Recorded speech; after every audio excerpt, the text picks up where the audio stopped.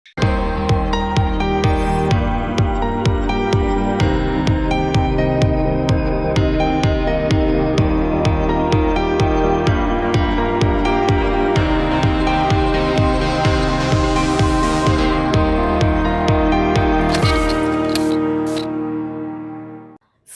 Everyone, welcome to our channel. So बच्चों लोग, हम लोग पढ़ रहे हैं क्लास 12 बिजनेस स्टडीज के अंदर चैप्टर नंबर 10 फाइनेंशियल मार्केट। बहुत सारी बातें इस चैप्टर ने हम लोगों को सिखा दी है about the financial market. And I hope कि इस चैप्टर को पढ़ने के बाद बहुत सारे डाउट्स जो आपके शायद पहले हुआ करते थे related to the stock markets, वो सारे डाउट्स आपके क्लियर हुए होंगे। बहुत सारी टर्मिनोलॉजी आपने इस चैप्टर के अंदर सीखी होगी। मुझे कमेंट सेक्शन में ज़रूर बताइएगा कि अब जो हम लोगों ने ये सब कुछ पढ़ना शुरू किया है अपने पार्ट बी के साथ, तो क्या ये आपको इंटरेस्टिंग लग रहा है? मतलब पार्ट ए अच्छी थी या पार्ट बी? तो ये सारी बातें मुझे ज़रूर कमेंट बॉक्स में बताइएगा, ठीक है? फटाफट से अपनी अटेंडेंस लगाइए और फिर मैं स्टार्ट करती हूँ अपनी आज की क्लास। तो बच्चों, लास्ट क्लास के अंदर हम लोगों ने ट्रेडिंग प्रोसीजर के बारे में पढ़ा कि किस तरीके से अगर हमें स्टॉक मार्केट के अंदर ट्रेड करना है तो वो कौन कौन से स्टेप्स होते हैं जो हमें यहाँ पर फॉलो करने होते हैं। लास्ट क्लास में हम लोगों ने डीमेट अकाउंट के बारे में भी पढ़ा, हमने डीमेटेरियलाइजेशन के बारे में भी पढ़ा। तो थोड़ा सा अपनी उसी नॉलेज को और आगे बढ़ाते हैं और कुछ और वोकैबुलरी अपनी जो है स्ट्रॉन्ग करते हैं अबाउट दी स्टॉक मार्केट। और इसी क्लास में हम लोग जानेंगे कि what are the different functions of SEBI और ये सेबी है क्या, ठीक है? तो बच्चों, आज सबसे पहले हम लोग पढ़ते हैं with the meaning of डीमेटेरियलाइजेशन। Already मैंने आपको प्रीवियस क्लास के अंदर डीमेटेरियलाइजेशन का मतलब समझाया था कि वो क्या होता है, ठीक है? तो मेरे बताने से पहले आप लोग बता दीजिएगा कि डीमेटेरियलाइजेशन क्या होता है। मैं आपको फिलहाल जो हमने पहले पढ़ा था वहां पर डीमेटेरियलाइजेशन के बारे में वही यहाँ पर एक बार रिवाइज करा देती हूँ। तो बच्चों, मैंने आपको ये बताया था कि पहले के टाइम पे क्योंकि हमारी जो स्टॉक मार्केट थी वो फिजिकली एग्जिस्ट करती थी, ऑनलाइन ट्रेडिंग हम लोग नहीं करते थे, तो सारा काम मैनुअली हुआ करता था। तो जब भी आप किसी बिजनेस के अंदर मनी इन्वेस्ट करते थे यानी कि उसके शेयर परचेज करते थे, तो बदले में आपको एक फिजिकल शेयर सर्टिफिकेट मिलता था। अब धीरे धीरे जब इससे रिलेटेड बहुत सारे स्कैम बढ़ने लग गए, बहुत सारी धोखाधड़ी होने लग गई, तो फिर आया हमारे पास इलेक्ट्रॉनिक ट्रेडिंग सिस्टम, जिसने सबसे पहले इसी चीज को ठीक करने की कोशिश करी कि क्योंकि शेयर सर्टिफिकेट्स चोरी हो सकते हैं और या फिर खराब हो सकते हैं या फिर फेक भी बनाए जा सकते हैं, तो क्यों ना हम इसको भी ऑनलाइन मोड में कन्वर्ट कर दें कि हमने जितना भी आपका इन्वेस्टमेंट का मतलब आपने जितनी भी इन्वेस्टमेंट की है, हम चाहते हैं कि वो आपके एक अकाउंट में रिफ्लेक्ट करे, ठीक उसी तरह जैसे कि आपके बैंक में आपका बैंक बैलेंस रिफ्लेक्ट करता है। तो यहाँ पर एक प्रोसेस निकल कर आई डीमेटेरियलाइजेशन, जिसके अंदर आपके फिजिकल शेयर सर्टिफिकेट्स को कन्वर्ट किया गया एक ऑनलाइन बुक एंट्री की फॉर्म में। और उसी प्रोसेस को हमने यहाँ पर क्या बोला था? डीमेटेरियलाइजेशन। और इसको करने के लिए हम एक अकाउंट ओपन करते हैं which is just like your bank account, और उसे यहाँ पर हमने नाम दिया डीमेट अकाउंट, ठीक है? बट क्या कभी अगर हमें वापस से वो शेयर सर्टिफिकेट चाहिए हो तो क्या वो हमें वापस नहीं मिल सकते? बिल्कुल मिल सकते हैं। अगर आप चाहें तो फिर से उस ऑनलाइन बुक एंट्री को कन्वर्ट कर सकते हैं आपके वही ट्रेडिशनल शेयर सर्टिफिकेट्स की फॉर्म में, बट वो प्रोसेस कहलाएगी फिर रीमेटेरियलाइजेशन, ठीक है? तो देखिए जरा यहाँ पर क्या बातें लिखी हुई हैं। Dematerialization means converting the physical share certificates, that is the paper form, into the electronic form। कि डीमेटेरियलाइजेशन का मतलब होता है कि जब हम अपने फिजिकल शेयर सर्टिफिकेट को इलेक्ट्रॉनिक फॉर्म में कन्वर्ट करते हैं। क्यों? Because it eliminate the problems, क्योंकि ये बहुत सारी प्रॉब्लम्स को हटाता है, दूर करता है, जैसे कि चोरी हो जाना, फॉर्जरी यानी कि नकली सर्टिफिकेट्स का बनना, और डिले हो जाना, या फिर बहुत सारा जो पेपर वर्क इन्वॉल्व होता है, उन सभी चीजों को ये एलिमिनेट करता है। After the dematerialization an investor gets a digital record. और जैसे ही आप अपने शेयर्स को डीमेटेरियलाइज कराते हैं तो वहीं पर जो इन्वेस्टर है उसे अपने अकाउंट का एक्सेस मिलता है, जिसमें उसको एक डिजिटल रिकॉर्ड मिलेगा अपने शेयर्स के regarding instead of any physical certificate, और वहां पर फिर आपके पास कोई भी फिजिकल सर्टिफिकेट नहीं होगा। So it works like the UPI for the shares, ये आपके शेयर्स के लिए एक तरीके से यूपीआई की तरह है कि जैसे आज आप एक सामान खरीदते हो और बदले में पेमेंट करने के लिए आप यूपीआई का यूज करते हो, या किसी और को फंड ट्रांसफर करना है तो आप यूपीआई का यूज करते हो, उसी तरीके से यहां पर भी अगर आपको बाय और सेल करना है ऑनलाइन या उसको ट्रैक करना है अपने डिजिटल अकाउंट के थ्रू, तो वो सारे काम आप यहां पर अपने डीमेट अकाउंट के थ्रू कर सकते हैं। ठीक है, चलिए बढ़ते हैं अब आगे। Next, what is demat account. तो यहां पर डीमेट अकाउंट क्या होता है, डीमेटेरियलाइजेशन तो हमने समझा। अब डीमेट अकाउंट क्या कर रहा है, to hold a share in the digital form the investor opens a demat account, यानी कि अपने शेयर्स को डिजिटली रिकॉर्ड करने के लिए, होल्ड करने के लिए हम जिस अकाउंट का यूज करते हैं उसे डीमेट अकाउंट कहते हैं। जैसे कि अगर मुझे किसी को ऑनलाइन पेमेंट करनी है तो मुझे अपना एक बैंक अकाउंट यूज करना पड़ेगा, ठीक उसी तरीके से अगर मुझे ऑनलाइन शेयर्स में डील करना है तो मुझे डीमेट अकाउंट खोलना पड़ेगा। ठीक है, it functions like a bank account but hold the securities instead of the money. बस फर्क सिर्फ इतना है कि ये पैसे नहीं रखता है अपने पास, ये शेयर्स रखता है। आईपीओ शेयर्स यानी कि initial public offer shares and the market purchases are credited directly to this account. जो भी आप यहाँ पर शेयर्स को खरीदते हैं वो आपके अकाउंट में क्रेडिट कर दिए जाते हैं। Over 99% of the share trading is now in demat form as per the SEBI mandate. अब सेबी मैंडेट के अकॉर्डिंग 99% ट्रेडिंग जो है वो हमारी डीमेट अकाउंट के थ्रू हो रही है। ठीक है, चलिए आगे बढ़ते हैं।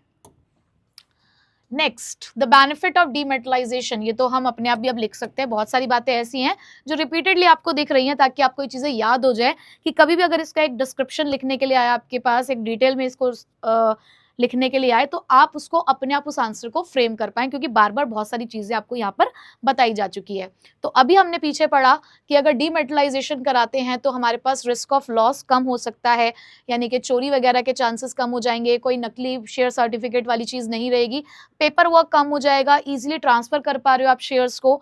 आप शेयर्स को इवन प्लेज भी कर सकते हो। प्लेज का मतलब होता है मॉर्टगेज, गिरवी रखना। जैसे कि अगर आपको पैसों की जरूरत है तो आप अपने शेयर्स को यहाँ पर एज अ सिक्योरिटी भी यूज कर सकते हो ताकि आप कहीं से लोन ले सको। ठीक है, तो आप अपने शेयर्स को कहीं पर एज अ सिक्योरिटी रखवा सकते हैं ताकि बदले में आपको लोन मिल जाए।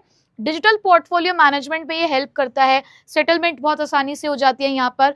ये रीमेटलाइजेशन भी आपको अलाउड करता है कि अगर कभी आपका मन करे इलेक्ट्रॉनिक से फिर से फिजिकल फॉर्म ऑफ सर्टिफिकेट में जाने का, तो वो भी यहाँ पर अलाउड है अगर आपको जरूरत है तो। ठीक है, next, the working of demat account. अब ये डीमेट अकाउंट काम कैसे करता है, किस तरीके से डीमेट अकाउंट के थ्रू हम लोग यहाँ पे वर्क करते हैं, बेसिकली वो यहाँ पर आपको समझाया गया है।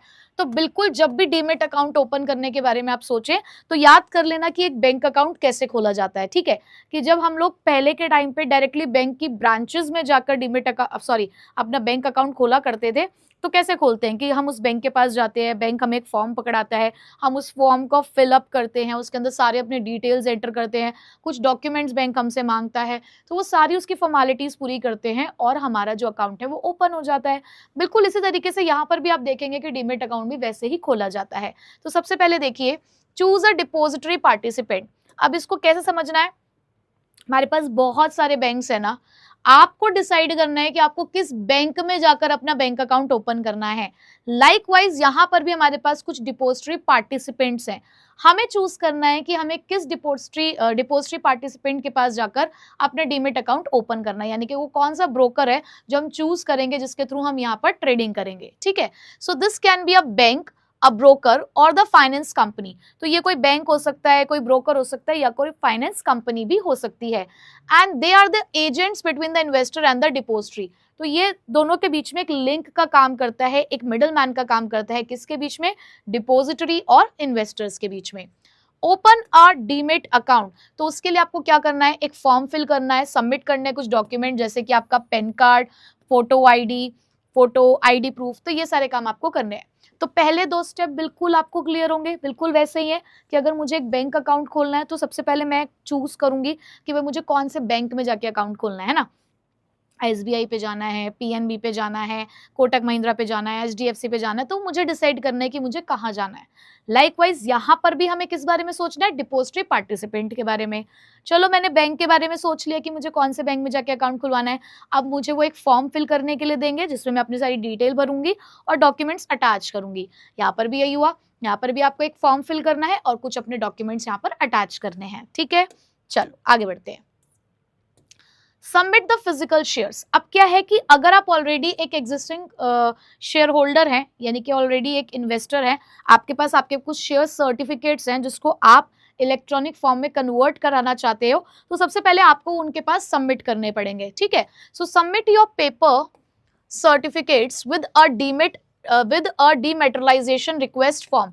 तो यहाँ पर आपने एक रिक्वेस्ट फॉर्म भरा होगा जिसके अंदर आप ये कह रहे हैं कि मेरे जो ये फिजिकल सर्टिफिकेट्स हैं इसको एक ऑनलाइन बुक एंट्री की फॉर्म में कन्वर्ट कर दिया जाए। तो यहाँ पर आपको पेपर सर्टिफिकेट्स पहले सबमिट करने होंगे। ठीक है, उसके बाद IPO allotment. If you are apply for the shares in an IPO they will be automatically credited to your demat account after the allotment। IPO मतलब इनिशियल पब्लिक ऑफर, यानी कि अगर फर्स्ट टाइम ये अलॉटमेंट किया जा रहा है तो डायरेक्टली ही आपके डीमेट अकाउंट में ये काम कर दिया जाएगा, क्योंकि कोई फॉर्मेलिटी हमें पूरी करने की जरूरत नहीं पड़ी। एक तरीके से आप हमारे लिए एक न्यू यूजर हो, तो न्यू यूजर के लिए तो हमारे लिए कोई पुराने वाला चक्कर नहीं है ना कि पहले की चीजों को देखना है फिर उसके लिए हमें एक प्रोसेस फॉलो करना है। आप एक नए बंदे आए हो, नए यूजर की तरह आए हो, नए क्लाइंट हो हमारे लिए, तो हमने सीधे सीधे आपके अकाउंट में ही वो चीज ट्रांसफर कर दी। ठीक, बट अगर आप यहाँ पर उन शेयर्स को सेल करने के लिए आए हो, यानी कि कहीं ना कहीं आप एक एग्जिस्टिंग पार्टिसिपेंट हो हमारे लिए, तो हम यहाँ पर क्या करेंगे, इंस्ट्रक्ट किया जाएगा डीपी यानी कि डिपॉजिटरी पार्टिसिपेंट को कि सबसे पहले तो वो डेबिट करेगा आपका demat account with the number of shares you want to sell. कि मान लो आपके अकाउंट के अंदर लगभग 20 शेयर्स हैं। ठीक है, जब 20 शेयर्स है वो कैसे दिख रहे होंगे, क्रेडिट। अब क्रेडिट का मतलब होता है कि आपके अकाउंट में वो शेयर्स है, यानी कि उतना पैसा एग्जिस्ट कर रहा है। अब आपने इच्छा जताई कि आपको शेयर्स को बेचना है, तो अगर आपको शेयर्स को बेचना है तो ऐसे में क्या होगा कि आपके पास से ये जो शेयर्स हैं ये चले जाएंगे। तो जब ये शेयर्स चले जाएंगे तो आपके अकाउंट को क्या किया जाएगा, डेबिट। अब आप कहेंगे मैम डेबिट क्रेडिट ये समझ नहीं आ रहा कि ये क्या हो रहा है। बेटा मैंने फिर से वही बात आपको समझाना चाहूंगी कि ये बिल्कुल बैंक की तरह है। जब आप अपने बैंक के अंदर, चलो इसको ऐसे समझाते हैं, थोड़ा सा ड्राइंग बनाते हैं, रुको। मान लो ये आप हो, ठीक है, और ये है आपका बैंक। जब जब आप अपने बैंक में कोई भी डिपॉजिट करते हैं, कोई भी डिपॉजिट, बैंक आपका एक अकाउंट मेंटेन करता है। याद करो 11th क्लास में बैंक रिकॉन्सिलिएशन स्टेटमेंट पढ़ा था आपने, बीआरएस है ना, कि जहां पर आप एक कैश बुक बनाते थे, बैंक आपका पासबुक बनाता है। ठीक है, तो जब आप बैंक के पास अपनी कोई डिपॉजिट करके आते हैं तो बेटा वो तो आपका पैसा है ना। अगर वो आपका पैसा है तो आपके लिए तो वो एक एसेट है, बट बैंक के पास आपने वो पैसा जमा कराया है, वो बैंक का पैसा नहीं है, तो बैंक को वापस करना ही पड़ेगा वो पैसा एक दिन जब आप मांगोगे। तो बैंक के लिए तो वो लाइबिलिटी हो गई। अब एज पर द रूल जो एसेट्स होते हैं वो डेबिट होते हैं, बट जो लाइबिलिटीज होती हैं वो क्रेडिट होती हैं। So this is the reason कि जब जब आप अपने बैंक अकाउंट में पैसा जमा कराते हो तो आपके पास एक मैसेज आता है that your account has been credited by this amount, क्योंकि बैंक का क्रेडिट हमारा डेबिट होता है। बट वहीं पे अगर आप उसी पैसे का विड्रॉल कर लेते हैं, यानी कि आप उस पैसे को निकाल लेते हो, तो बैंक की लाइबिलिटी कम हो रही है, और जब जब बैंक की लाइबिलिटी कम होगी तो वो तो डेबिट करेगा अपने पास उसी चीज को। But at the same time आपका भी तो एसेट कम हो गया। भाई आपने पहले 1 लाख रुपए जमा कराए थे, 20,000 रुपए आपने निकाल लिए, तो 20,000 रुपए से आपका एसेट कम हो गया। तो एसेट कम होने पे क्या होते हैं, क्रेडिट होते हैं। तो जब जब आप विड्रॉल करते हो तो बैंक आपको मैसेज करता है that your account has been debited by this amount, right. तो इसका मतलब बैंक का डेबिट हमारा क्रेडिट, बैंक का क्रेडिट हमारा डेबिट। ठीक है, तो बस यही सेम चीज यहाँ पर डीमेट अकाउंट में भी यूज की गई है। अब मैं यहाँ पर बैंक की जगह पर क्या कर देती हूं, मैं यहाँ पर बैंक की जगह पर डीमेट अकाउंट, ठीक है, जो कि कौन मेंटेन कर रहा है, आपका एक डिपॉजिटरी पार्टिसिपेंट मेंटेन कर रहा है। ठीक, उसके अलावा अब मैं यहाँ पर ये कह देती हूँ, चलो इसको जरा हम थोड़ा सा रब कर दें, ये एसेट और लाइबिलिटी वाली बात।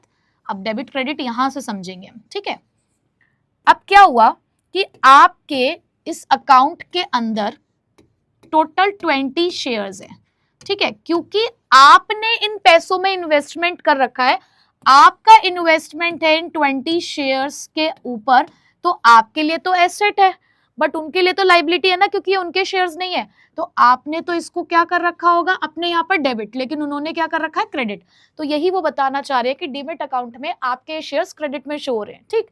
बट अगर आप इन शेयर्स को बेचना चाहते हो, तो जब आप बेचोगे तो आपके पास से गए ना, मान लो आप इसमें से 10 शेयर्स जो है वो बेचना चाहते हैं आप, तो 10 शेयर्स जब आप बेचने के लिए निकालेंगे, इसमें से हटेंगे, तो यहाँ पर डीमेट अकाउंट में उसी चीज को क्या किया जाएगा, डेबिट किया जाएगा, ठीक है, क्योंकि उनकी उतने से ही लाइबिलिटी कम हो गई और आपका उतने से ही एसेट कम हो गया, ठीक है। आई होप कि ये डेबिट क्रेडिट वाली बात अब आपको समझ आ गई होगी, ठीक है।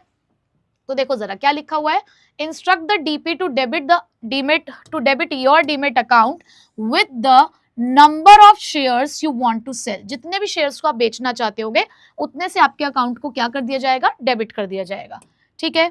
आगे देखिए, now broker transfer the shares. अब क्या होगा, ब्रोकर क्या करेगा, अब broker gives the instructions to their DP. अब ब्रोकर क्या करेगा, अपने डिपोजिटरी पार्टिसिपेंट को इंस्ट्रक्शन देगा to deliver those shares to the stock exchange, कि भाई देखो अब तुम्हारे पास आ गए है ना शेयर्स, अब तुम एक काम करो, तुम उसको स्टॉक एक्सचेंज को दो। मतलब पहले वो चीज तुम्हारे डीमेट अकाउंट में थी, फिर वो तुम्हारे डीमेट अकाउंट से डीपी के पास गई, फिर डीपी के पास से वो शेयर्स कहाँ जाएंगे, स्टॉक एक्सचेंज के पास जाएंगे। तो मतलब ये एक प्रोसेस चल रहा है जहां पर शेयर्स जो है वो इस तरीके से ट्रांसफर किए जा रहे हैं। पेमेंट सेटलमेंट, उसके बाद पेमेंट की सेटलमेंट होगी, broker receives the payment and then pays you. उसके बाद क्या होगा कि ब्रोकर उस अमाउंट के लिए पे करेगा क्योंकि उसने खरीदे हैं शेयर्स, और उसके बाद आपके पास वो पैसा ट्रांसफर किया जाएगा। और इस काम को करने के लिए आपको कुछ टाइम दिया जाता है, जो पहले हुआ करता था T+2 और अब है T+1, ठीक है। तो आपको यहाँ पर सेटलमेंट के लिए टाइम पीरियड अलॉट किया गया which is known as the T+1 settlement. So the entire process of the sale and purchase is completed in T+1 basis. तो आपको यहाँ पर क्या करना होता है, T+1 basis पे अपनी ट्रांजेक्शन को कंप्लीट करना है।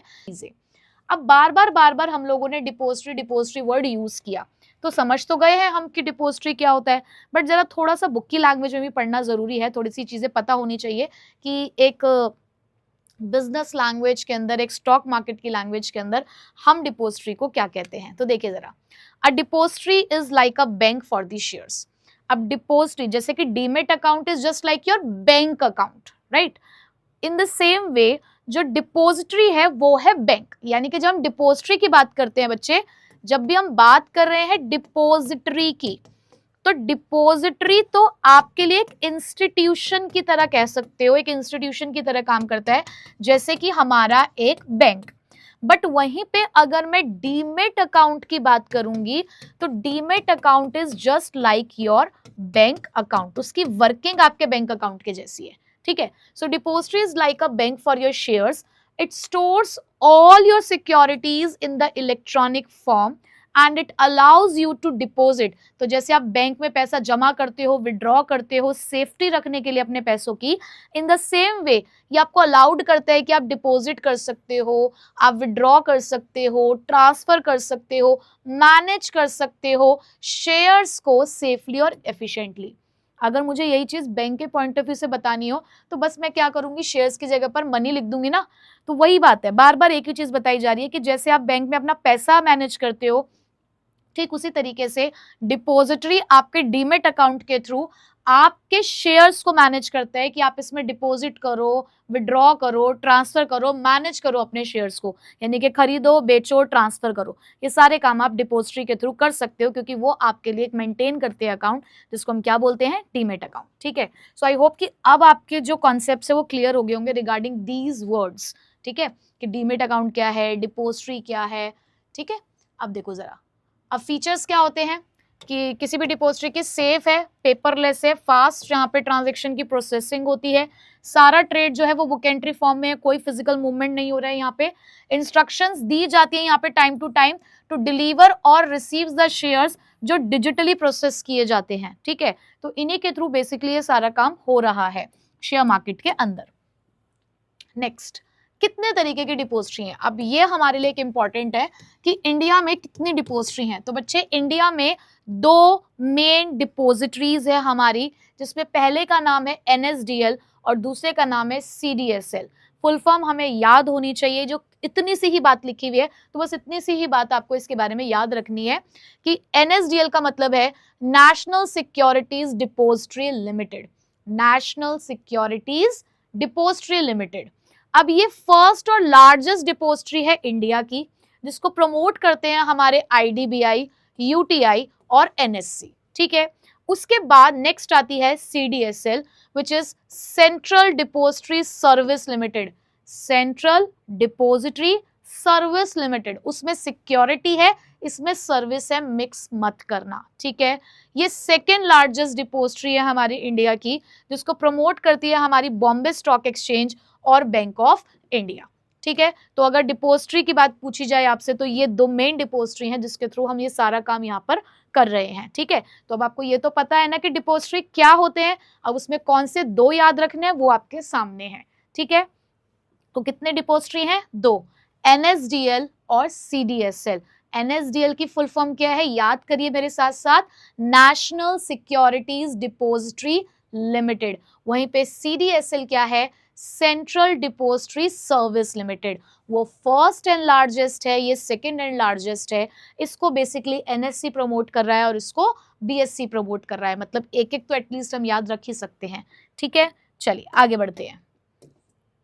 Next, who are the depository participant. अब तो हमें पता चल गया ये सारा कि क्या होता है। सो डिपोजिटरी पार्टिसिपेंट एक तरीके से वही हम जिसको ब्रोकर कह रहे हैं, मिडल मैन कह रहे हैं, तो वही इंटरमीडियरी हो गया, एक लिंक हो गया between the investor and the depository. यानी कि मैं एक इन्वेस्टर हूं और मुझे शेयर मार्केट में एंटर करना है, तो मेरी मदद करेंगे ये डिपोजिटरी पार्टिसिपेंट। क्यों? क्योंकि देखो, एक तरफ आपकी मान लो, एक तरफ NSDL है, एक तरफ इन्वेस्टर है। अब इन दोनों को कौन मिलाएगा, कौन इन दोनों के बीच के इस गैप को कम करेगा? तो वो गैप कम करेगा हमारा डिपोजिटरी पार्टिसिपेंट, यानी कि हमारा वही इंटरमीडियरी, हमारा ब्रोकर, हमारा मिडल मैन, ठीक है। Investor can not directly open an account with the NSDL और CDSL। यहाँ पर हम डायरेक्टली इन डिपोजिटरीज में जाकर अपने आप अकाउंट नहीं खुलवा सकते। जैसे कि हम RBI में अपना अकाउंट नहीं खुलवा सकते, ऐसे हम यहाँ पर जाकर भी अपना अकाउंट नहीं खुलवा सकते, ठीक है। सो दे अप्रोच अ DP, तो इसके लिए हमें डिपोजिटरी पार्टिसिपेंट के पास जाना ही पड़ता है ताकि हमारा अकाउंट खुलवाया जा सके, ठीक है। सो एग्जाम्पल है, जैसे कि हमारे पास HDFC बैंक है, ICICI है, डायरेक्ट जीरोधा है, शेर खान है, SBI कैप सिक्योरिटीज है। तो ये सारे लोग हमारे लिए इसी चीज का काम करते हैं कि हमारे लिए डीमेट अकाउंट खुलवाते हैं। मतलब अगर हमें ट्रेड करना है तो हमारे लिए डीमेट अकाउंट खोलने का काम करते हैं, ठीक है। अब मुझे एक बार फटाफट से थम्स अप कर देना कि यस मैम, ये वाला टॉपिक ना अब हमें क्रिस्टल क्लियर है, क्योंकि बहुत सारे बच्चों को प्रॉब्लम रहती है रिगार्डिंग दिस टॉपिक कि ट्रेडिंग प्रोसीजर हमें समझ नहीं आ रहा, डिपोजिटरी में कंफ्यूजन रहती है, डिपोजिटरी पार्टिसिपेंट क्या होता है, डीमेट अकाउंट क्या होता है। तो आई होप आप अब एक बहुत ही क्लियर डिफरेंस समझ पा रहे होंगे between the demat account, depository and depository participant, ठीक है। अब आप इन तीनों को अलग अलग जानते हैं कि क्या होता है, तो मुझे कमेंट सेक्शन में बता देना कि आपने क्या समझा कि ये तीन क्या होते हैं, ठीक है। तो देखो, एक और एग्जांपल है हमारे पास यहाँ पे कि आप सोचो NSDL और CDSL को जस्ट लाइक अ SBI हेड ऑफिस, ठीक है, and the DP is like the local branch. कि एक है हेड ऑफिस, हम हेड ऑफिस में तो नहीं जा पाते हैं, हम लोग तो क्या करते हैं कि हमारे आसपास लोकल एरिया में ही जो बैंक की ब्रांचेस होती हैं, हम वहां जाके अपना अकाउंट ओपन करते हैं, हम हेड ऑफिस में जाके अपना अकाउंट ओपन नहीं करते। तो वो यही चीज आपको समझा रहे हैं कि आप ऐसा समझो कि NSDL और CDSL एक SBI की हेड ब्रांच की तरह है, ठीक है। वहीं पे जो डिपोजिटरी पार्टिसिपेंट है वो उन ब्रांचेस की तरह है जो हमारे घर के आसपास खुली हुई है, हमारे एरिया में खुली हुई है, ताकि हम उनके पास जाकर अपना अकाउंट खुलवा सके। So you don't directly deal with the headquarters, आप डायरेक्टली डील नहीं करते हो हेडक्वार्टर के साथ, आपकी ब्रांच आपको ये काम करने में मदद करती है, ठीक है। चलिए, तो फटाफट से थम्स अप कर दीजिएगा, यस मैम, यहाँ तक का टॉपिक हमें बिल्कुल बिल्कुल बिल्कुल क्लियर है विद द टाइम स्टैम्प, ठीक है। चलिए, अब पढ़ते हैं the very very very very very important topic of this chapter, मतलब कि पूरे पूरे चांसेस होते हैं कि इस टॉपिक से क्वेश्चन आता है, बट यस ये हमारी किस्मत पे डिपेंड करता है कि जो क्वेश्चन है वो 1 मार्क में भी आ जाता है, कई बार 3 मार्क्स में भी आता है, 4 मार्क्स में भी आता है। अब तक 6 मार्क्स तक की रेंज मैंने नहीं देखी है बहुत टाइम से फ्रॉम दिस चैप्टर, और you can say from this topic. तो 6 मार्क्स तक की रेंज तो पिछले कुछ सालों से नहीं देखने को मिल रही है, बट येस 1, 3, 4 में डेफिनेटली ये वाला टॉपिक बहुत बार पूछा गया है। ठीक है, चलिए देखिए जरा। सबसे पहले अब सेबी क्या है। तो मैं तो सेबी को कुछ इस तरीके से समझाती हूँ कि जैसे हमने अपने कॉमर्स के बचपन में पढ़ा, और हो सकता है कॉमर्स के बचपन में ना भी पढ़ा, उससे भी पहले पढ़ लिया हो, कि RBI, the reserve bank of India, कौन है ये कौन है? He is the father of all the commercial banks, है ना। हम तो इसको यही कहेंगे कि ये पिताजी हैं सारे कमर्शियल बैंक्स के। यानी कि हमारा ना मॉनेटरी सिस्टम है, हमारा एक मॉनेटरी सिस्टम है, उस मॉनेटरी सिस्टम को ये पिताजी जो हैं ये रूल करते हैं, और इनके जो छोटे छोटे बच्चे हैं ना कमर्शियल बैंक्स, ये उनके ऊपर पूरी नजर रखते हैं। ये उनके दोस्त भी हैं, ये उनके टीचर भी हैं, और ये कहीं ना कहीं एक फिलोसोफर भी हैं जो मिलकर उनकी मदद करते हैं। तो he is the father of all the commercial banks, यानी कि पिताजी। बट पिताजी माताजी की बिना तो अधूरे ही रहेंगे ना। तो हमारी होती है एक फाइनेंशियल मार्केट, और ये जो फाइनेंशियल मार्केट है, इस फाइनेंशियल मार्केट की एक माँ है, माँ, ठीक है, mummy. So SEBI is the mummy of financial market. तो फाइनेंशियल मार्केट के अंदर स्टॉक एक्सचेंज नाम के कुछ नालायक बच्चे थे, जिनको एक टीचर की जरूरत थी, जो बहुत नालायकी कर रहे थे। हर आए दिन धोखाधड़ी चल रही थी, हर आए दिन इन्वेस्टर्स को लूटा जा रहा था, कुछ समझ नहीं आ रहा था कि मार्केट में क्या हो रहा है। तो भैया जब बच्चे शैतानी करते हैं तो फिर तो टीचर की जरूरत है, और टीचर भी तो माँ का रूप ही होती है ना। तो बस जैसे यहाँ पर आए हमारे मेल टीचर, जिसको हमने पिताजी का रूप दिया आरबीआई अपने कमर्शियल बैंक्स को संभालने के लिए, ठीक उसी तरीके से फाइनेंशियल मार्केट के अंदर ये जो स्टॉक एक्सचेंज नाम के छोटे छोटे नादान और बहुत ही शरारती बच्चे थे, उनको ठीक करने के लिए सेबी नाम की टीचर आई, जो कहलाई द माँ ऑफ फाइनेंशियल मार्केट। तो सेबी क्या है? SEBI stands for the securities exchange board of India. कि क्योंकि स्टॉक मार्केट में बहुत कुछ ऐसा था जो गलत हो रहा था। क्यों? क्योंकि उनके सर पर कोई नहीं था, कोई उनको देखने वाला नहीं था। तो बस एक यहाँ पर एक रेगुलेटरी अथॉरिटी की जरूरत थी, और उसी रेगुलेटरी अथॉरिटी के रूप में सेबी हमारे सामने आई। ठीक है, चलिए देखिए जरा सेबी की कहानी सुनते हैं कि क्या है। SEBI stands for the securities exchange board of India. तो बच्चों आपको पता होनी चाहिए फुल फॉर्म तो डेफिनेटली। कब एस्टैब्लिश हुई है ये? 12th ऑफ अप्रैल 1988 को bye the government of India. तो जब 1988 में हम लोगों ने ये देखना शुरू किया कि क्या चल रहा है स्टॉक मार्केट के अंदर, तो उस टाइम पर इस चीज का डिसीजन लिया गया कि कोई ना कोई तो एक रेगुलेटरी अथॉरिटी इनके ऊपर होना चाहिए, कोई तो एक टीचर हो जो इन बच्चों को संभाल सके। ठीक है, so initially it worked as an interim body. Interim body मतलब कि इसको एक लीगल स्टेटस उस टाइम पे नहीं मिला था, बस हमने एक इंस्टीट्यूशन टाइप से इसको सेटअप करके हमने छोड़ दिया था कि लेट्स सी क्या होता है। सो एक इंटरिम बॉडी की तरह under the ministry of finance इसको सेटअप किया गया। मतलब इसकी कोई अपनी सेपरेट एंटिटी नहीं थी, ये मिनिस्ट्री ऑफ फाइनेंस के नाम से ही जानी जा रही थी उस टाइम पे, क्योंकि यही थे जो यहाँ पर उसको रूल कर रहे थे। बट इसको अपना खुद का एक लीगल स्टेटस मिला 30th जनवरी 1992। यानी कि पहले तो इनके थ्रू जाने जा रही थी हमारी सेबी भी, through the ministry of finance, but 30th जनवरी 1992 को हमारी सेबी को भी एक लीगल स्टेटस मिला।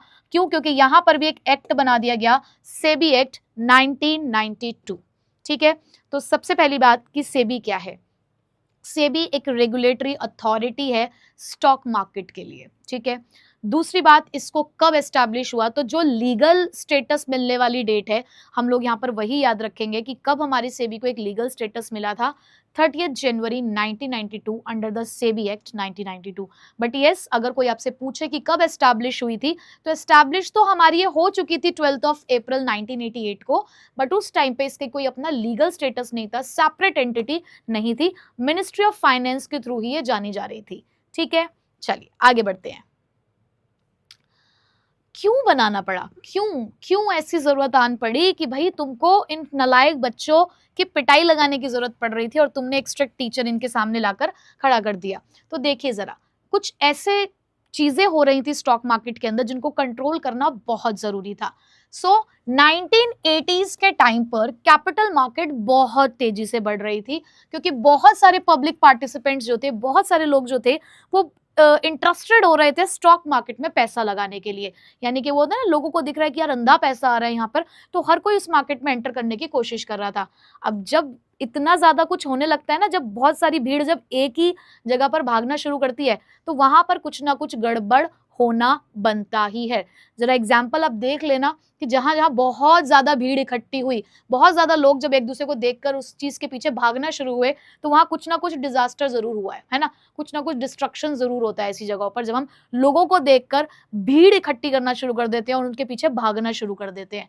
तो देखो कुछ ऐसा ही हुआ हमारे स्टॉक मार्केट के अंदर कि जब बहुत सारे लोग कैपिटल मार्केट की तरफ अट्रैक्ट हुए, एक दूसरे को देखकर उस भीड़ में इन्वॉल्व होने की कोशिश करी और भाग रहे हैं एक दूसरे के पीछे, तो ऐसे में फ्रॉड होने शुरू हो गए, माल प्रैक्टिसेस हुई कंपनीज और ब्रोकर्स के थ्रू। यानी कि कंपनीज और ब्रोकर्स ने नए इन्वेस्टर्स को ठगना शुरू कर दिया, उनका एक्सप्लॉयटेशन करना शुरू कर दिया, जिसमें क्या क्या होता था, फेक और अनरजिस्टर्ड बैंकर्स यहाँ पर देखने को मिले, यानी कि अनऑथराइज्ड लोग भी जो थे वो वहां पर काम कर रहे थे।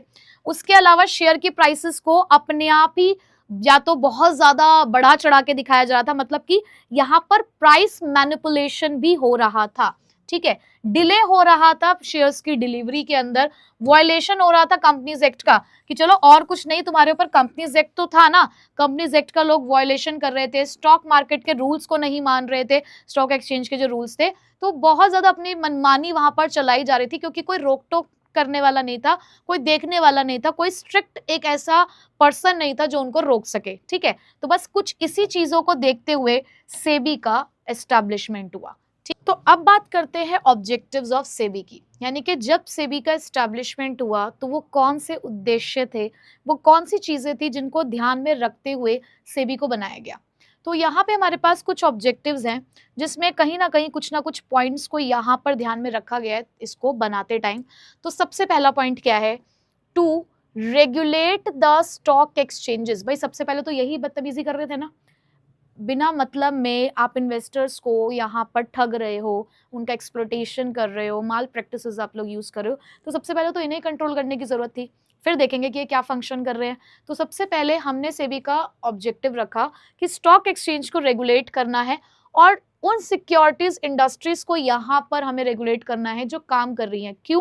ताकि हम एक ऑर्डरली फंक्शनिंग को प्रमोट कर सके, कि काम सही तरीके से हो सके, तो इसलिए सबसे पहले इनको हमें पकड़ना है, इनको रेगुलेट करना है। ठीक है, उसके बाद दूसरा काम क्या है कि भाई हमें लोगों का पैसा इस्तेमाल करना है यहाँ पे, और अगर हम उनको एक प्रोटेक्शन नहीं देंगे उनके पैसों की, उनको एक सेफ्टी नहीं देंगे, उनको एक ऐसा अधिकार नहीं देंगे जहाँ पर वो ये देख सकें कि उनका पैसा हमारे पास सेफ है, तो कोई क्यों हमारे पास आके अपना पैसा इन्वेस्ट करेगा। तो दूसरा ऑब्जेक्टिव हमने ये रखा कि हम यहाँ पे प्रोटेक्ट करेंगे राइट्स और इंटरेस्ट ऑफ द इन्वेस्टर्स, कि जो लोग हम पर विश्वास करके हमारी कंपनीज में पैसा इन्वेस्ट कर रहे हैं स्टॉक मार्केट में, या आप कह सकते हो कि हमारी पूरी इकोनॉमी में हमारी मनी सप्लाई करने जा रहे हैं, तो हमें उनके राइट्स को प्रोटेक्ट करना है, उनके इंटरेस्ट को प्रोटेक्ट करना है, कि मतलब वो अपने आप को यहाँ पर आते हुए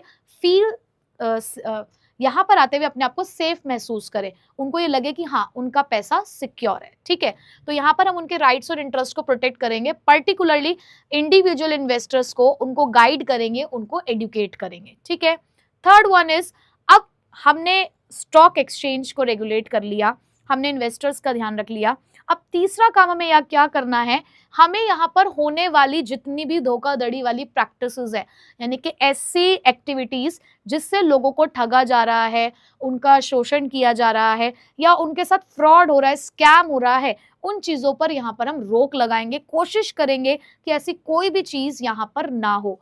तो to prevent the trading malpractices and achieve a balance between the self-regulation by the securities industry and its statutory regulation। अब उन्होंने यहाँ पर ये समझाया कि एक तो हमें यहाँ पर ट्रेडिंग माल प्रैक्टिसेस को प्रिवेंट करना है, यानी कि उनके ऊपर रोकथाम लगानी है, और बैलेंस हम अचीव करेंगे कि जितने भी सिक्योरिटीज इंडस्ट्रीज यहाँ पर काम कर रही है ना, वो भी यहाँ पर सेल्फ रेगुलेशन पे ध्यान दे। मतलब ऐसा ही नहीं है कि कोई तुम्हारे ऊपर एक लॉ के नाम का एक एक्ट बनाएगा तो ही तुम सुधरोगे, कि मतलब डंडा लेकर हम खड़े होंगे तुम्हारे सामने तो ही तुम सीधे चलोगे, वरना तुम अपनी हरकतें जारी रखोगे। ऐसा नहीं करना है, हमें उनको सेल्फ रेगुलेशन समझाना है यहाँ पर, कि किस तरीके से जो लॉ बातें कह रहा है और खुद भी जो तुम्हें खुद से काम करना चाहिए सही, उसके बीच में एक बैलेंस क्रिएट करने की कोशिश करेंगे। ठीक है, द लास्ट वन इज करने का तरीका सिखाएंगे, कि भाई सुनो, अगर यहाँ पर स्टॉक मार्केट में काम करना है ना, तो काम करने के कुछ नियम कानून है, कुछ तरीके हैं यहाँ पे। अगर उस तरीके से काम कर सकते हो तो इस मार्केट में रहना, नहीं तो जा सकते हो। तो यहाँ पर डेवलप किया गया एक code of conduct. Code of conduct क्या बताता है, किस तरीके से यहाँ पर आप रहेंगे और काम करेंगे। तो सेबी ने यहाँ पर इनको रेगुलेट करते हुए डेवलप किया एक कोड ऑफ कंडक्ट, ताकि फेयर प्रैक्टिसेस को यहाँ पर प्रमोट किया जा सके। यानी कि जितने भी हमारे ब्रोकर्स हैं या बैंकर्स हैं, ये सभी लोग प्रोफेशनली काम करें, कॉम्पिटिटिवनेस के साथ काम करें। ये इस तरीके की हरकतें ना करें कि जो लोग तुम्हें पैसा दे रहे हैं तुम पर विश्वास करके, तुम उन्हीं को ठग रहे हो। तो ये सब चीजें नहीं होनी चाहिए। तो ये 4 ऑब्जेक्टिव्स जो थे वो सेबी ने अपने ऑब्जेक्टिव्स जो थे वो सेबी ने बनाए, कि सबसे पहले तो स्टॉक एक्सचेंज को रेगुलेट करो, उसके बाद जो हमारे इन्वेस्टर्स हैं उनके राइट्स और इंटरेस्ट को प्रोटेक्ट करो, उसके बाद जो भी यहाँ पे ट्रेडिंग माल प्रैक्टिसेस हो रही है उसको रोको, और एक कोड ऑफ कंडक्ट को डेवलप करो। ठीक है, आई होप कि चारों ऑब्जेक्टिव आपको लर्न हो गए होंगे। ठीक है, चलिए अब चलते हैं फंक्शंस ऑफ सेबी। अब सेबी को कहा कि सेबी, तुमने अपने ऑब्जेक्टिव्स भी सेट कर लिए, but being a regulatory authority, तुम काम क्या करोगी ये बताओ। हमने तुम्हें यहाँ पर लॉन्च कर दिया, हम लेकर आ गए हैं तुम्हें, अब तुम बताओ कि तुम कैसे रजनीकांत बनोगी यहाँ पर। ठीक है, बहुत सारी चीजें तुम्हें यहाँ पर देखनी है। तो सेबी ने कहा कि मेरे को बहुत सारे काम करने हैं यहाँ पर, मैं अपने काम को 3 नेचर में डिवाइड करूंगी। मुझे दिख रहा है कि 3 जगह पर अलग अलग तरीके से काम करने की जरूरत है। एक जगह पर तो मुझे लगता है कि ये जो नादान नालायक निकम्मे बच्चे हैं स्टॉक एक्सचेंजेस, इनके ऊपर डंडा लेके खड़ा ही रहना पड़ेगा, कि भाई तुमने अगर गलती करी ना तो पिटाई होगी तुम्हारी। यानी कि मुझे इनका एक सुपरवाइजर बन के यहाँ पर रहना पड़ेगा, क्योंकि इनको रेगुलेट करने की जरूरत है। तो उसने कहा कि मैं कुछ ऐसे फंक्शन परफॉर्म करूंगी जिनको नाम दिया जाएगा रेगुलेटरी फंक्शंस। ठीक है, यानी कि इनको रेगुलेट किया जाएगा, कंट्रोल किया जाएगा।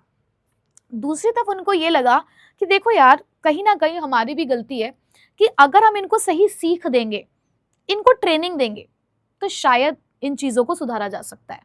यानी कि इनको कहीं ना कहीं लर्निंग की जरूरत है, ट्रेनिंग की जरूरत है, ट्रेनिंग की जरूरत इनको है। तो यहां पर उन्होंने कहा कि मेरा जो दूसरा फंक्शन है ना, वो है डेवलपमेंट फंक्शन। ठीक है, वो कौन सा फंक्शन है हमारा, डेवलपमेंट फंक्शन, कि मुझे इनके डेवलपमेंट के लिए भी काम करना ही पड़ेगा। ठीक, तीसरा, यहां पर जो इन्वेस्टर्स एंटर कर रहे हैं वो डरे हुए हैं, क्योंकि वो यहाँ पर पैसा लगा रहे हैं अपना, उनका हार्डवर्क, ये जो उन्होंने बहुत ज़्यादा हार्डवर्क करके पैसा कमाया है, वो नहीं चाहते कि उनका वो पैसा डूब जाए, कल को उनके साथ धोखा हो जाए, जैसे कि वो अब तक देखते आए हैं। तो मुझे कहीं ना कहीं उनको प्रोटेक्शन देनी है। ठीक है, तो यहाँ पर मुझे एक और नेचर परफॉर्म करना होगा, और मुझे परफॉर्म करने होंगे कुछ प्रोटेक्टिव फंक्शंस। ठीक है, ये बिल्कुल हमारी मम्मी की तरह ही है, कि जैसे घर पे हमारी मम्मी कहीं ना कहीं हम गलत रास्तों पर ना चले तो हमें रेगुलेट करती है, हमें यहाँ पर सिखाया जा रहा है, पढ़ाया जा रहा है, ताकि हम अपनी ज़िंदगी में आगे बढ़ सके। तो डेवलपमेंट फंक्शन भी है, और कहीं ना कहीं इस दुनिया के जुल्म से, इस दुनिया की इन सारी गलत एक्टिविटीज से हमें बचा कर चल रही हैं। ठीक है, और हमारी मदद कर रही हैं, तो कहीं ना कहीं एक प्रोटेक्टिव फंक्शन भी हमारी मदर जो है वो हमारे लिए परफॉर्म करती हैं। तो इसी तरीके से सेबी भी अपने स्टॉक मार्केट के अंदर स्टॉक एक्सचेंजेस को रेगुलेट करती हैं, प्रोटेक्ट करती हैं और डेवलप करती है। यानी कि जितने भी पार्टिसिपेंट्स इस स्टॉक मार्केट से जुड़े हुए हैं, उन सभी के लिए ये 3 तरीके के फंक्शंस सेबी की तरफ से परफॉर्म किए जाते हैं। तो मैंने आपको इसको कहानी की तरह थोड़ा सा इसलिए सुनाया है, क्योंकि अगर केस स्टडी आती है तो आपको आइडेंटिफाई करना होता है कि डेवलपमेंट फंक्शन है, प्रोटेक्टिव फंक्शन है या रेगुलेटरी। तो जब भी आपको दिखे कि कुछ ना कुछ कंट्रोलिंग वे में बात की जा रही है, यानी कि एक ऐसे स्ट्रिक्ट टीचर की तरह बात की जा रही है कि आपको ये काम करना पड़ेगा, तो कहीं ना कहीं वो आपको रेगुलेट कर रहे हैं। ठीक है, लेकिन कहीं अगर आपके डेवलपमेंट की बात हो रही है, आपके आगे बढ़ने की बात हो रही है, आपको कुछ सिखाने की बात हो रही है, तो वो डेवलपमेंट फंक्शन है। जब आपके राइट्स को प्रोटेक्ट करने की बात हो रही है, ट्रेडिंग माल प्रैक्टिसेस को रोकने की बात हो रही है, तो वो हमारा प्रोटेक्टिव फंक्शन होगा। ठीक है, चलिए अब वन बाय वन हम लोग इन तीनों ही फंक्शंस को पढ़ते हैं। तो सबसे पहले आती हूं मैं रेगुलेटरी फंक्शन के ऊपर कि रेगुलेशन करने के लिए क्या करना होगा। तो सबसे पहले उन्होंने कहा कि भाई रजिस्ट्रेशन कराओ। ऐसे तो कल को कोई भी आएगा और अपने आप को स्टॉक मार्केट का ब्रोकर बता देगा और फिर इन्वेस्टर्स जो है हमारे वो ठगे जाएंगे। तो इसीलिए सबसे पहला एक काम करो, रजिस्ट्रेशन कराओ। जितने भी लोग स्टॉक मार्केट में काम करना चाहते हैं, अगर आपको मार्केट पार्टिसिपेंट बनना है तो भाई अपना रजिस्ट्रेशन कराइए। चाहे आप एक ब्रोकर हैं, सब ब्रोकर हैं, या किसी भी तरीके से एक अदर प्लेयर यानी कि खिलाड़ी बनने की कोशिश कर रहे हो तो मार्केट के अंदर, तो मार्केट के खिलाड़ी बनने से पहले अपना रजिस्ट्रेशन करा लो। ठीक, उसके अलावा दूसरा रजिस्ट्रेशन, चलो ठीक है तुम अपना रजिस्ट्रेशन तो करा लिया, अब तुम आके कुछ भी बेचने की कोशिश करोगे, तुम कह दो कि जी हाँ जी ये चीज खरीद लो हमसे, तो इन्वेस्टर खरीद लेगा या कंपनीज उसमें इन्वेस्ट कर देंगी, ये भी तो गलत है। तो आप जिस चीज में डील कर रहे हो उस चीज का भी रजिस्ट्रेशन कराओ। यानी कि आपको रजिस्ट्रेशन कराना होगा अपने जितनी भी इन्वेस्टमेंट स्कीम्स आप लेकर आए हो या जो भी आपके म्यूचुअल फंड्स हैं, आपको उनका रजिस्ट्रेशन कराना होगा। अब रजिस्ट्रेशन कराने का मतलब ये है कि सेबी के नजरों के सामने होगा कि क्या हो रहा है, किस चीज में डील किया जा रहा है, कौन कर रहा है और किस चीज में डील कर रहा है, ये सारा उसकी नजरों के सामने होगा। ठीक है। थर्ड, उसके बाद तुमने चलो ठीक है रजिस्ट्रेशन करा दिया, अब हम रेगुलेट करेंगे, तुम्हें नजर रखेंगे किसके ऊपर, चाहे आप स्टॉक ब्रोकर हो, पोर्टफोलियो एक्सचेंज हो, कोई अंडर राइटर हो आप, या आप कोई मर्चेंट बैंकर हो, या फिर आप किसी भी तरीके का कोई बिजनेस पर्सन हो इन द स्टॉक एक्सचेंज, आप सभी के ऊपर यहाँ पर रेगुलेशन किया जाएगा। या कोई भी अदर सिक्योरिटीज मार्केट में भी अगर आप डील कर रहे हो तो उन सभी चीजों का हम यहाँ पर रेगुलेशन करेंगे, यानी कि आपके ऊपर एक कड़ी नजर रखी जाएगी। ठीक, चलो उसके बाद काम होना शुरू हो गया। अब यहाँ पर क्या होता है ना, बिडिंग होती है। भाई हमारे स्टॉक मार्केट के अंदर जो काम पहले ऑक्शन के अंदर जोर जोर से चिल्लाकर किया जाता था, वही काम अब ऑनलाइन होता है। ऑनलाइन फ्लक्चुएशंस यहाँ पर देखे जाते हैं। तो ये जो बिड लगाई जा रही होगी, इस बिड को भी यहाँ पर रेगुलेट किया जाएगा। मतलब ऐसा ना हो कि जानबूझ के बहुत ही ज्यादा हाईएस्ट बिड यहाँ पर लगाई जा रही है, तो इन सभी चीजों के ऊपर भी नजर रखी जाएगी, उन सभी चीजों को भी रेगुलेट किया जाएगा कि टेक ओवर बिड्स क्या चल रही हैं। ठीक है। उसके बाद तो तुम्हें क्या लगता है कि हम ये रूल्स वूल्स बनाकर भूल जाएंगे क्या? नहीं, हम तुम्हारे ऊपर कभी भी आ सकते हैं, तुम्हारे यहाँ पर, और आएंगे मेहमान बनके और इंफॉर्मेशन मांगेंगे तुमसे। कभी भी हम आपसे इंफॉर्मेशन मांग सकते हैं, इंस्पेक्शन की जा सकती है, आपकी इंक्वायरी की जा सकती है। उसके अलावा ऑडिटिंग यानी कि चेक कर सकते हैं हम, कितने भी स्टॉक एक्सचेंज चाहे चल रहे हो, कितने भी ब्रोकर्स हो, इन सभी से इंफॉर्मेशन मांगी जा सकती है कि भाई दिखाओ क्या काम कर रहे हो। तो कभी भी स्टॉक एक्सचेंज का इंस्पेक्शन होना है या इंक्वायरी होनी है या फिर ऑडिटिंग होनी है, तो इसका राइट है सेबी के पास कि सेबी ये काम कर सकती है। ठीक है। उसके अलावा लिवाइंग द फी यानी कि चार्जिंग द फी, आपके ऊपर किसी भी तरीके की फी चार्ज की जा सकती है या कोई भी अदर चार्ज जो जरूरी होता है हमारे एक्ट को परफॉर्म करने के लिए। जैसे कि हम अपने बैंक में जब डील करते हैं तो बैंक हमसे कुछ चार्जेस काटता है ना, बैंक चार्जेस के नाम से। अगर बैंक हमें किसी तरीके की फैसिलिटी देता है तो बैंक उसके पैसे काटता है हमसे। लाइकवाइज आप यहाँ पर सेबी की भी बहुत सारी फैसिलिटीज का इस्तेमाल कर रहे हो, तो अपने एक्ट को सही तरीके से काम करने के लिए, उसकी फंक्शनिंग के लिए, अगर कल को हमें आपके ऊपर कोई भी फी लगानी पड़ी या कोई भी अदर चार्ज लगाना पड़ा, तो सेबी के पास ये राइट है कि वो ये काम भी कर सकती है। ठीक है। उसके बाद ये तो हो गई लिखने वाली बात कि हमने सब कुछ बता दिया कि सबसे पहले तुम चाहे ब्रोकर हो, सब ब्रोकर हो या कोई भी प्लेयर हो मार्केट के अंदर, अपना रजिस्ट्रेशन कराओ। तुम जिस भी चीज में डील कर रहे हो, अपनी इन्वेस्टमेंट स्कीम्स जो भी आपके म्यूचुअल फंड है उसका रजिस्ट्रेशन कराओ। फिर हम रेगुलेट करेंगे, चाहे ब्रोकर हो, बैंकर हो या किसी भी तरीके का कोई बिजनेस पर्सन हो स्टॉक एक्सचेंज के अंदर, हम उसको भी रेगुलेट करेंगे। टेक ओवर बिड को हम लोग यहाँ पे रेगुलेट करते हुए चल रहे हैं।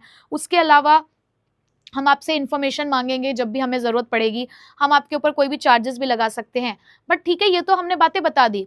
बट कल को अगर हमें कोई और फंक्शन भी परफॉर्म करना पड़ा, जरूरत पड़ी कि स्टॉक मार्केट को रेगुलेट करने के लिए कुछ और भी अगर करना पड़ रहा है, तो अपनी पावर का इस्तेमाल कर सकती है सेबी उस टाइम पर भी। तो यहाँ पर यही बात लिखी हुई है, performing and exercising such power under the securities contract regulation act 1956।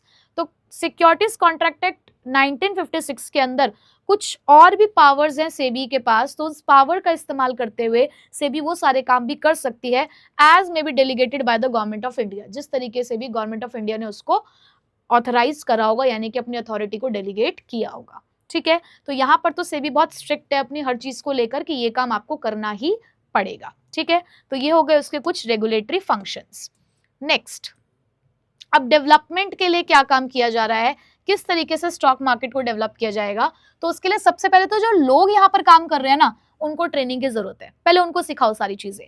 तो यहाँ पर ट्रेनिंग दी जाएगी इंटरमीडियरीज को ऑफ द सिक्योरिटीज मार्केट, जो भी सिक्योरिटीज मार्केट में यहाँ पर काम कर रहे हैं, तो ट्रेनिंग दी जा रही है। दूसरा, रिसर्च करेंगे ना, रिसर्च करेंगे, पब्लिश करेंगे इंफॉर्मेशन जो हर एक मार्केट पार्टिसिपेंट के लिए जरूरी हो। भाई सबको हमें ट्रांसपेरेंसी प्रोवाइड करनी है, आप डिपेंड नहीं हो किसी के ऊपर भी, तो हम यहाँ पर आपके लिए रिसर्च कर रहे हैं और जो भी रिसर्च का रिजल्ट आ रहा है आपके लिए हम वो पब्लिश कर रहे हैं, ताकि आपको स्टॉक मार्केट के बारे में सारी जानकारी मिलती रहे। तो इससे भी तो एक तरीके से आपका डेवलपमेंट हो रहा है। तीसरा, undertaking measure to develop the capital market, और हम कोशिश कर रहे हैं कि कैपिटल मार्केट ज्यादा से ज्यादा डेवलप हो और इसकी एक फ्लेक्सिबल अप्रोच हो, मतलब कि हर कोई आसानी से कैपिटल मार्केट तक पहुंच सके, तो उसको हम लोग यहाँ पे फ्लेक्सिबल करने की कोशिश कर रहे हैं। हम यहाँ पर कुछ इस तरीके से मेजर यहाँ पर यूज करेंगे ताकि कैपिटल मार्केट जो है और भी ज्यादा बढ़ती चली जाए। कैपिटल मार्केट बढ़ेगी तो अल्टीमेटली डेवलपमेंट है ना। तो 3 डेवलपमेंट फंक्शन है हमारे कि इंटरमीडियरीज को ट्रेन करो, रिसर्च कंडक्ट करके पब्लिश करो इंफॉर्मेशन, और तीसरा कैपिटल मार्केट को कैसे भी अगर हम डेवलप कर सकते हैं तो उसके लिए हमें वो स्टेप्स लेने हैं। ठीक है, याद हो गए? चलो आगे बढ़ते हैं।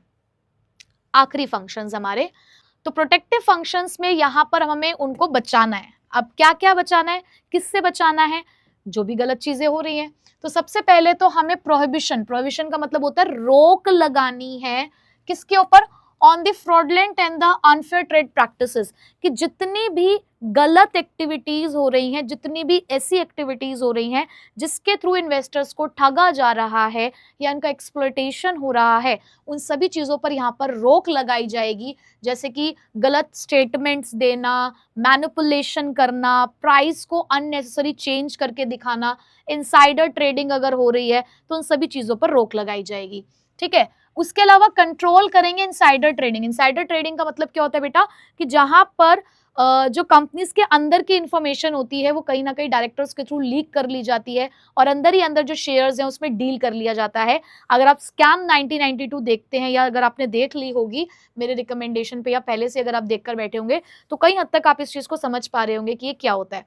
तो इनसाइडर ट्रेडिंग को कंट्रोल किया जाएगा और अगर कोई पकड़ा गया इस काम को करते हुए तो उसके ऊपर पेनल्टीज लगाई जाएंगी। ठीक है, उसके अलावा जो भी हम स्टेप्स ले सकते होंगे इन्वेस्टर की प्रोटेक्शन के लिए वो सारे स्टेप्स यहाँ पर लिए जाएंगे और हम प्रमोट करते हैं फेयर प्रैक्टिसेस को और एक कोड ऑफ कंडक्ट को जो सिक्योरिटीज मार्केट में फॉलो किया जाएगा। ठीक है, तो इन चारों फंक्शन को परफॉर्म करके सेबी प्रोटेक्ट करने की कोशिश कर रही है अपने प्यारे प्यारे बच्चों को। तो क्या क्या करना पड़ रहा है उसके लिए, हम जितनी भी फ्रॉडलेंट एक्टिविटीज हैं उनके ऊपर रोक लगा रहे हैं, हम यहाँ पर इनसाइडर ट्रेडिंग को रोकने की कोशिश करेंगे और अगर कोई पकड़ा गया इस गलत काम को करते हुए तो हम उसे छोड़ेंगे नहीं, पेनल्टीज जरूर लगाएंगे। उसके अलावा हम जो भी कुछ कर सकते होंगे इन्वेस्टर की प्रोटेक्शन के लिए वो सारे स्टेप्स यहाँ पे लिए जाएंगे और कहीं ना कहीं हमने यहाँ पर एक कोड ऑफ कंडक्ट डिजाइन किया है जिसको वो हर एक पर्सन फॉलो करेगा जो स्टॉक मार्केट में काम करता है। ठीक है, इसी के साथ हमारा चैप्टर होता है कंप्लीट एंड आई होप कि ये चैप्टर आपको बहुत पसंद आया होगा और काफी इंटरेस्टिंग हमारा ये चैप्टर था। तो मुझे कमेंट सेक्शन में जरूर बताइएगा कि अब तक ये जो 2 चैप्टर्स हम लोगों ने कवर अप किए, पहला था फाइनेंशियल मैनेजमेंट और दूसरा फाइनेंशियल मार्केट, 2 FMs हम लोगों ने यहाँ पे कंप्लीट कर लिए हैं और 15 मार्क्स की वेटेज है इनकी हमारे बोर्ड एग्जामिनेशन के अंदर। तो मुझे बताइएगा कि इन दोनों चैप्टर्स की तैयारी आपकी कैसी रही है। ठीक है, सो मिलूंगी अब मैं आपसे नेक्स्ट क्लास में इसकी क्वेश्चन आंसर सीरीज के साथ, बट अच्छे से चैप्टर को प्रिपेयर करके आइएगा। So till then take care, bye bye. Thank you so much इस लेक्चर को पूरा ध्यान से देखने के लिए। आई होप आपको ये पूरा वीडियो लेक्चर बहुत अच्छे से समझ आया होगा। मुझे कमेंट करके ज़रूर बताना कि क्या ये वीडियो लेक्चर आपको अच्छे से समझ आया, और अगर आपके मन में कोई भी डाउट है इस वीडियो के अंदर तो प्लीज़ मुझे कमेंट करना, मैं पूरी कोशिश करूँगा आपके रिप्लाई करने की। हमारे चैनल को सब्सक्राइब ज़रूर कर लेना और यहाँ पर जो प्लेलिस्ट्स आ रही हैं उन्हें अच्छे से फॉलो करना, इसमें आपकी कंप्लीट प्रिपरेशन हो जाएगी। एंड जाने से पहले हमारे इन सोशल मीडिया अकाउंट्स पर मेरे साथ पर्सनली कनेक्ट हो सकते हो और मुलाकात करूँगा अब आपसे आपकी नेक्स्ट वीडियो में।